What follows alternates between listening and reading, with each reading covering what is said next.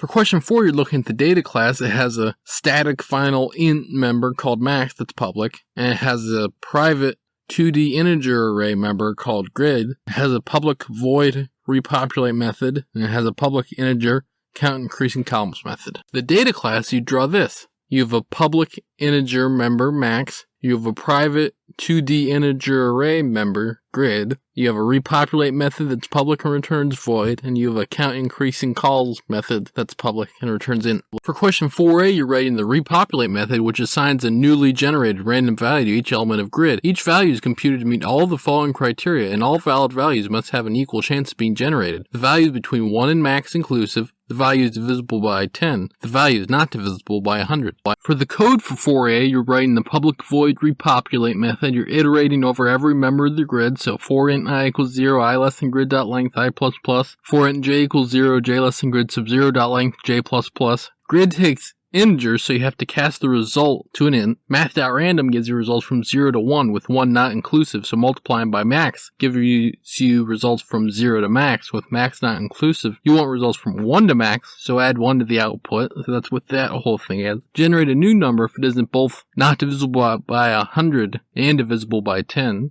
So if it doesn't satisfy one of those two conditions, then give yourself a new number, and then on every iteration of the loop, write that number into grid I sub j. I normally make videos teaching you how to code in Java, JavaScript, and Python, so if that sounds interesting to you, please subscribe.